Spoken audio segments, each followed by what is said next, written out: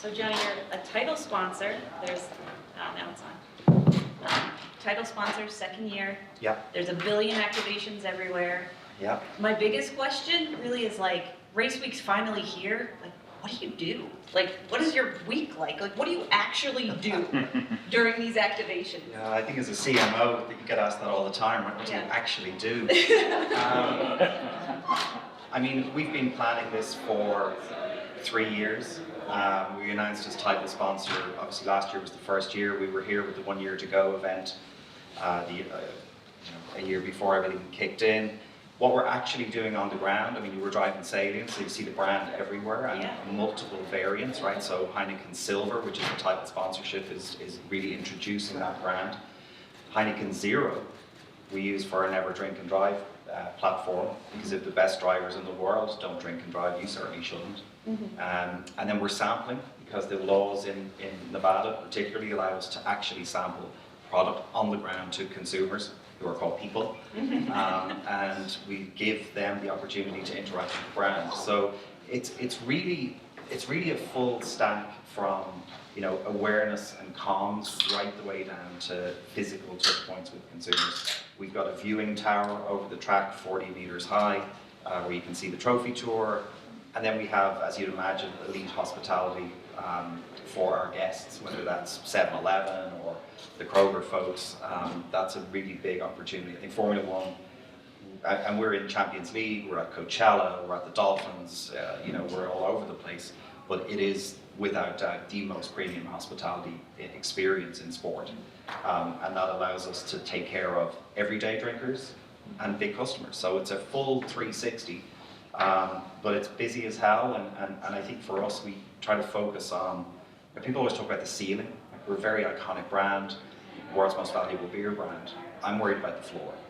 I'm only worried about what is the worst thing we do this weekend. Okay. Because if you do a viewing gallery and you do the branding and you see what we do on the Sphere and you see what we do downtown, but we send a crappy email, that's what people remember. So you've got to actually market through the floor and the ceiling. It's very exciting. And is that a lot of your responsibilities, is putting out those fires or spotting them before they happen, and the real-time feedback of the actual race weekend? Yeah, I mean, last year when practice was suspended and there was a concern about the event, like that's a real thing when you have hundreds of customers and clients and partners in town. Something's going to happen. Yeah. So we try to stay loose. We always say we'll never fire you for a screw-up, we'll fire you for a cover-up.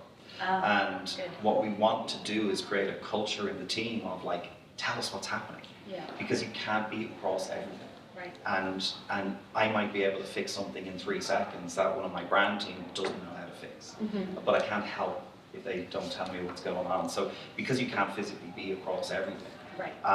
So we are just trying to create a sort of culture that is open and try not to deal in fake hysteria. Yeah. There's a tendency in the sponsorship world that everything's a fire. I mean, almost, we're at an F1 race, like we sell beer. So there are fires and there are things happening, but at the end of the day, like we're here to bring people together. So we try to keep it not light. I mean, we take this very seriously, but we try to keep it loose so that we can give an amazing experience. That's the plan. It's a little bit scary. I mean, people say, do I see everything that goes out? Absolutely not. I mean, it's just physically not possible. So it's you're always, when the phone rings, there's always a moment of like, ooh. So I learned a lot about manhole covers last year. Yeah. What did you take away? And knowing that you had the pre-event and then 2023 was like, oh God, that was quite a bang that it kicked off with. What did you learn from 2023 that you brought into this year? Well, what we know for sure is the second year is always easier, because we had that experience at Miami. The first Miami Grand Prix was difficult in terms of implementation. And the thing about it, like Las Vegas is uniquely built for this because it knows how to do this kind of structural chaos, if you will. But what we found is just taking the best of what happened last year, keeping that. But even down to practical things like traffic flow, where the people will go, the viewing spots that are better or less good, how the experience, the timing. We did a lot of work last year after race. It wasn't necessary at that point, it was late. So you're taking things forward, you're always optimizing. But year 2 is always easier because in the first year you have those moments. It's like, why does everybody go that way? Because in your plan, of course, you want them to go that way, but they don't do that. Right. So we just try to take the best of it and really, elevate the experience. And that's the brand positioning, like coming to life, which is this brand elevates experiences. When you see us, when you see that star, you don't know what's going on over there, but whatever it is, it's good. And that's a really hard thing to do. So that's the value, and that's what premium is. Yeah. What do you do just because it's Vegas? Like having Grand Prix all over the world, like what is uniquely Vegas, or how is it? You already mentioned it's a little easier structurally, which I never thought about. It's pretty interesting. But what does Vegas allow you to do that the other Grand Prix don't? The really big differential for us is sampling. That actually getting beer into people's hands is quite challenging, around the state. There's different states and around the world, in fact. Heineken Silver is a new product. We have 34% national awareness, but we have a 1% trial rate. So we're physically getting silver into people's hands to drive that reappraisal. That is a unique benefit of Las Vegas. It's a much easier environment to do that. I think because of our relationships and partnerships, also with the hotel community, where they are big customers of ours and we're a big part of their offering. And you see the brand has disproportionate share here. It resonates in the casinos, it resonates in the big hotel groups. We are able to also activate at scale in the various hotels. So we're working with friends, we're working with long-term partners. But the sampling is probably the most unique thing. I would also say just the visual spectacle of like what we did with the Sphere, for example, what we do on Harman, what we do with the ARIA boards. Like we invest millions of dollars in the creativity that's required to actually deliver this, because Heineken has 94% spontaneous awareness. And who the hell are the other 6%? Like, where do they live? And if anyone knows, actually, let me know, because I'm trying to get that number up. But it's not about Heineken in the sense of like they know we're here. It's about that understanding of we are just operating at a different level, because people understand premiumness because they can feel it. And there's an old phrase in Buddhism, which is everything is seen, everything matters. And that's how we try to run the brand, which is like everything you do counts. Because we can't be premium and iconic and global and then a bit crap over here. It's got to be at the right level, which is a high bar. It's fun though, it's a great marketing challenge to try and deliver it at this level. And delivering it at that level in all different countries, I'm kind of dying to know how the 0-0 campaign works and plays in different countries. It feels so, uniquely American to me. But obviously it's not. Obviously that's not even where it originated. So how do you adopt your 0-0 campaign for not drinking and driving through F1 in different? Yeah, we do. Well, very simply, right? We use Max Verstappen in the Netherlands, and go figure. And we don't use him in Mexico. We use Checo, right? So there's some, it's not all strategy in Harvard Business School. Like some of it's just practice. I think we have. I don't know if the team at the back can play. I think we have one ad with Checo. So let's have a look, and then I'll explain what we do. Someone else has the clicker, right? Big figure. Maybe.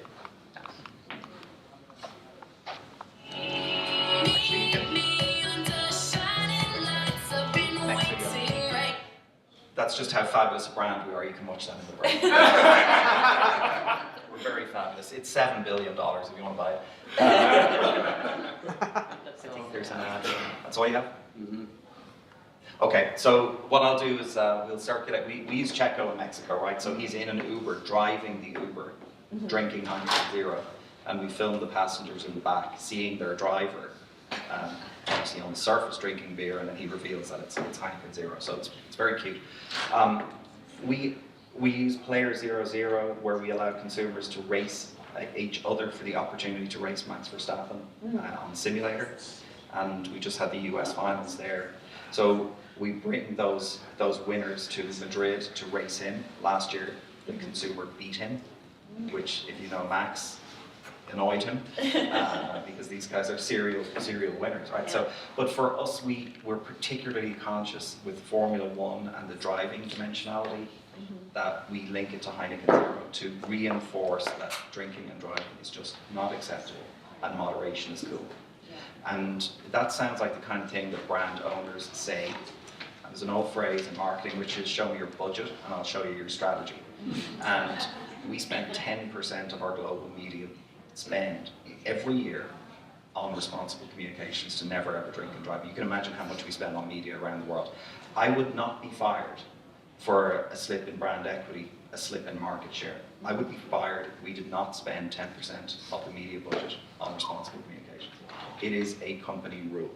And it's not, it doesn't matter the share price, the performance, the whatever, because we want you to never drink and drive. Now obviously we've got the best drivers on earth, so if they don't do it, why would you? And then we make moderation cool. And if you take that category, 0% beer was a distress category. You drank it when you were sick, or on antibiotics, or pregnant, or recovering, or all. It was a very negative category. Yeah. And we flipped that with Now You Can into a positive lifestyle choice, which is you can have beer without alcohol. Why are those two things connected? They didn't have to be. They just happened to be. So we've broken that paradigm and made moderation cool. We believe, as master communicators, you know, is Nevada going to tell you not to do it? Is the US government going to tell you not to do it? Is the European Union going to tell you not to do it? Maybe, but you know the type of advertising they make. If we tell you not to do it, it's with fabulous people in beautiful environments with iconic global superstars, and that's going to have a better influence on society and on the community, because we're better at advertising than governments. Right. Because it's our day job. Yeah. So we are all over making moderation cool and using those celebrities really to do that.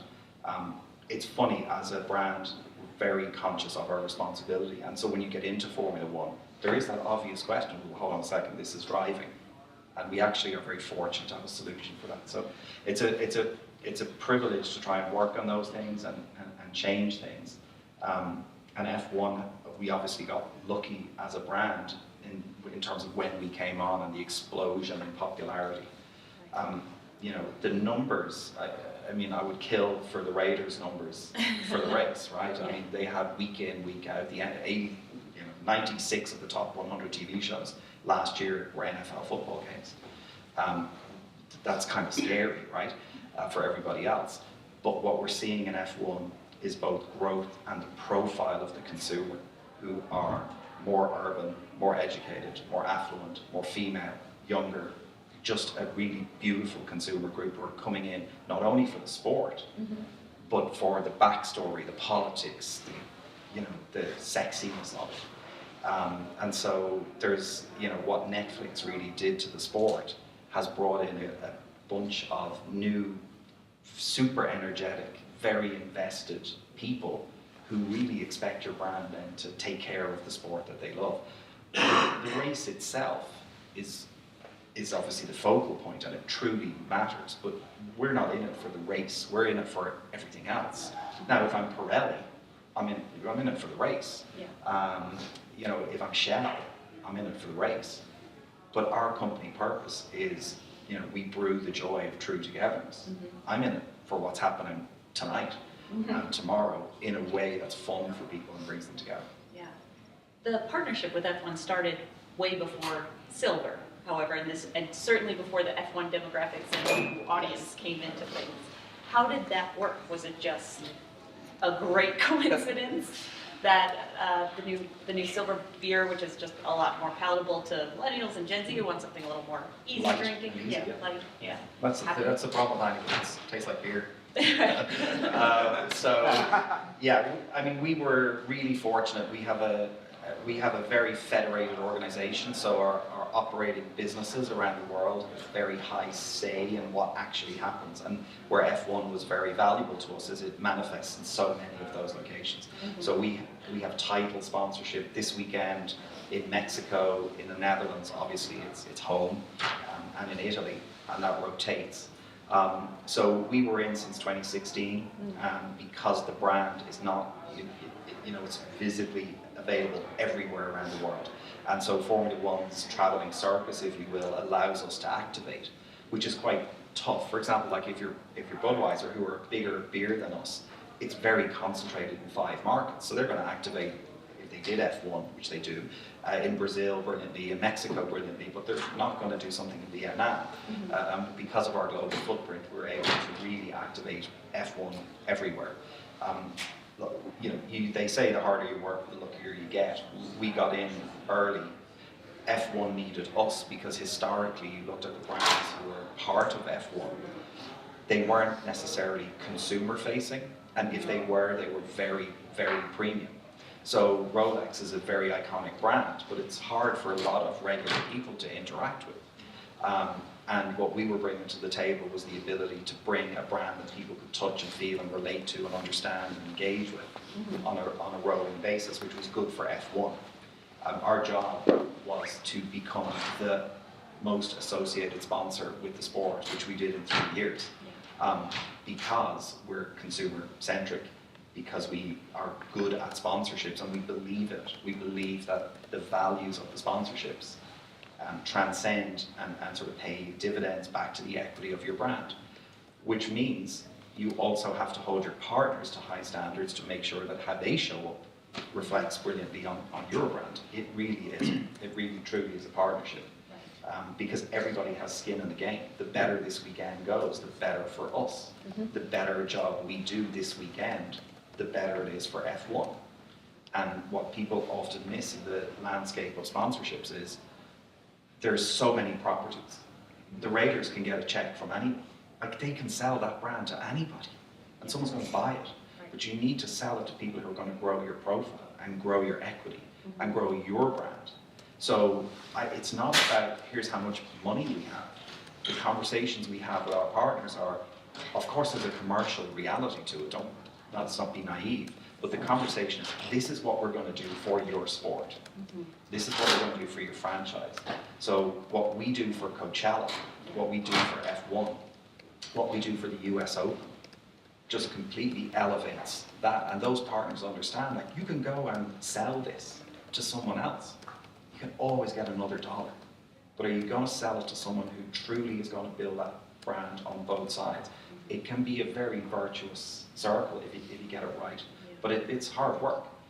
We ask a lot of our partners, like, we want to do things. Like, we're not just interested in, we're building a 75-foot viewing tower over the track with a glass floor. We need the trophy. And can you imagine, like, you'll see that over the weekend, how many emails and meetings and conversations and the safety and the license and the structure and the build and the delivery and what day does the truck arrive. Like, so when you look at these things around town, just pause for a second and think, how did that get there? And you can imagine, like, Christine's day, right, on my team. She's like, we're going to do this, and it's on PowerPoint. And we're like, that's kind of cool. And then her life just falls apart. And they're like, shit, they've said yes. So it's really, those things don't just drop out of the sky. The sphere, we turn the sphere into a disco ball, which bursts into 1 million pieces, which turns into ice, which turns into Heineken. So the rendering for that piece of creative, physical rendering, took 6 weeks. Oh my God. When we said, this is the plan, we had effectively a GIF. Except the problem with a GIF is you can't put it on the sphere. So it took a while. But we were not going to get the sphere and put a Heineken logo on it. Right. Because you can't have my seat and be that lazy. Like, you wouldn't deserve the job if they give you the sphere or you buy the sphere and you brand it. Yeah. Like, how arrogant would that be? Let's do something cool. Yeah. If you see our board on Harman, which is on one of the last turns, it's a fake Gucci purse ad that turns. It's just creativity that makes people smile. And when you get to run a brand like this, and when you get to play with properties like this, you have a responsibility as a marketeer to do amazing things, because laziness is felt. And if you we can turn Las Vegas green, so what? We can put the star everywhere, so what? Like, that's not good enough. You've got to do stuff that makes people smile and that they look at your brand and think, yeah. And a 12-pack of Heineken is $5 more expensive than a 12-pack of Coors Light or Bud Light. And we need to make sure people don't have a problem with that. And that they think, you know what? Yeah. So that's the job. And we'll sleep next week. My voice is already full. I know a lot of people want Johnny's attention, so I want to open it up and make sure we have plenty of time for questions.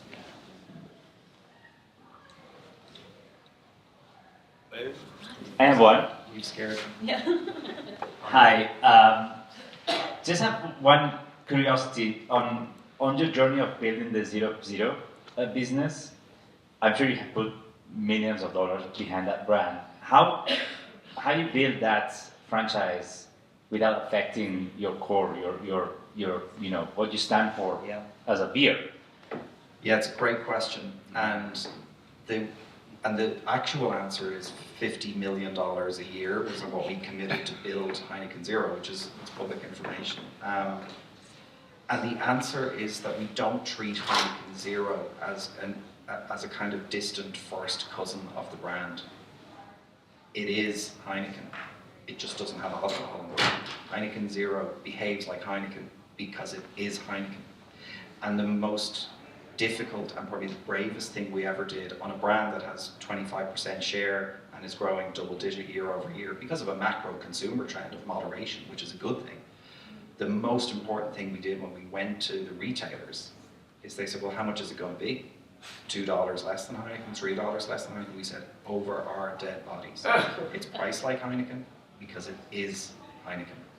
And that creates a confident, proud member of the part. We have Heineken Original, Heineken 00, and Heineken Silver. They are all part of the single franchise. We're very unapologetic. And again, by transmitting that commitment to what is, if you will, a peripheral innovation at the beginning, which is no longer the case, it's almost 10% of the brand, in a market that's developing versus, say, Europe, Spain, for example, you've got, non-alc is 17% of the market, here it's 2%. But ABI let go their exclusivity of the Super Bowl last year. And our first foray into the Super Bowl for 15 years was with Heineken Zero. If you want to talk about being serious about moderation, serious about making stuff cool, we didn't go in with Heineken, we went in with Zero. People were like, but it's only a small part, it doesn't matter. The equity benefit of Zero, the people who drink Heineken Zero, they have disproportionate brand love. And half of them are Heineken drinkers. They just drink Heineken Zero on Mondays. Because the problem with Mondays, it's followed by Tuesday. And they might drink Heineken on Friday in a steakhouse or in a casino, and we're cool with that because it's an occasionality strategy, which allows us to bring people in. So it's been very accretive actually to our equity. Very modern, very cool, and we believe there's moments when you want a beer, but you don't need the alcohol. So cool. Yeah, it's been great, but it has no damaging impact whatsoever. It's quite the opposite. I think there was one at the back. So when you look at your hospitality ticket allocation, how much of it is used on entertaining the retailers themselves, the executives, versus how much is maybe with consumer promotions through those retailers? Like, how do you balance that allocation? And actually the allocation self-segments by tier, because for Paddock Club, for example, they are $15,000 tickets. That's not a sweeps ticket that you're running in 7-Eleven. For various reasons. One, it's too valuable. Two, the environment is quite homogenous, right? So you don't know who's going to win your sweeps, for example, and it can be a very difficult thing to manage if very transparently, if the wrong folks win the tickets and show up at the Paddock Club. That's an environment where you've got CEOs and C-suites and Elon Musk and whoever else is in town. So we use different tiers of hospitality for different things. We always elevate your experience. So the viewing tower, Heineken House, our after shows, they're always better than whatever you can do somewhere else. But our, if you will, our business relationships, whether that's with ESPN or Kroger or 7-Eleven, they're really engaging in our sort of top tier hospitality, but we're very focused on everything gets elevated. So for seasoned C-suite execs who are used to this stuff, the Paddock Club is still a mind-blowing experience. We've elevated it. for someone who's used to a general admission ticket who's just coming to the race, but then they come to Heineken House after and have some beers and some music and we viewing opportunities, we elevate their experience. So the trick for us is not who gets what. The trick for us is whoever was getting whatever, do we make it better? And even in Paddock Club, where you have all of the brands, they will be lined up around the block to get into our space because it's a beer company.